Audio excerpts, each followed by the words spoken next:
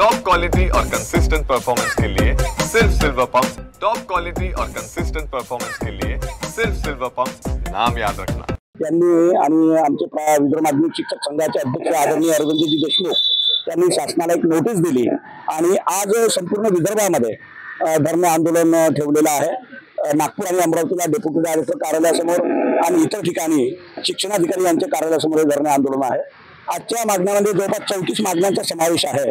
जे शिक्षकांना होणारे जे घातक शासन निर्णय निघालेले आहे ते रद्द करावे, कर्मचाऱ्यांना जुनी पेन्शन द्यावी, टप्पा अनुदानवाल्यांचं अनुदान रिलीज करावं, अंशतः अनुदानावरच्या ज्या शाळा आहेत त्यांना त्या टक्केवारीप्रमाणे अनुदान वैद्यकीय प्रतिपूर्ती व्हावी, त्याप्रमाणे जे कॉन्व्हेंटचे जे शिक्षक आहे आणि त्यांना जे RTIचं प्रतिपूर्ती शुल्क मिळत असते ते कॉन्व्हेंटला अदा करण्यात यावं, ही सुद्धा आजची मागणी आहे।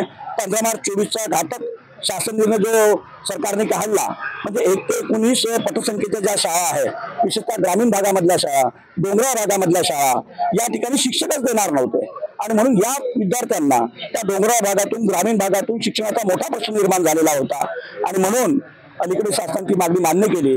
आता 1 ते 19 पटसंख्येला पहिले जो 0 शिक्षक देणार होते ते 1 शिक्षक देण्याचं मान्य केलेलं आहे।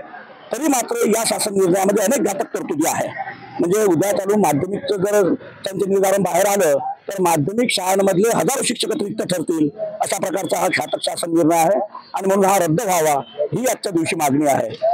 त्याप्रमाणे 10-20-30 जी पोर्टल सिस्टीम गव्हर्नमेंटने स्टेट गव्हर्नमेंटच्या एम्प्लॉयला लागू केली ती मात्र स्थानिक स्वराज्य संस्था आणि खाजगी माध्यमिक शाळेच्या कर्मचाऱ्यांना ही पोर्टल सिस्टीम लागू केलेली नाही आणि म्हणून 10-20-30ची आश्वासित प्रगती योजना स्थानिक स्वराज्य संस्थांमधील कर्मचारी आणि खाजगी माध्यमिक शाळेतील कर्मचारी यांना लागू करावी ही सुद्धा आजच्या दिवशी मागणी आहे।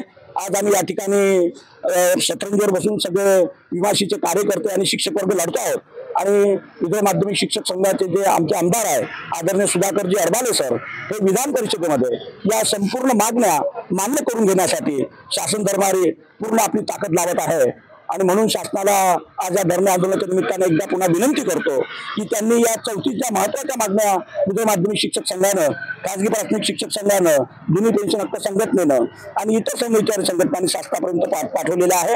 यापैकी अत्यावश्यक ज्या मागण्या आहेत त्या प्रकर्षाने सोडवाव्या आणि शिक्षक वर्गाला न्याय द्यावा अशी या ठिकाणी शासनाला विनंती करतो।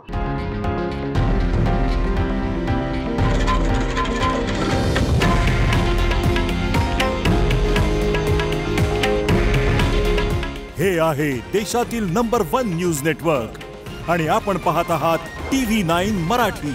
काळजी तुमची, हित महाराष्ट्राचं।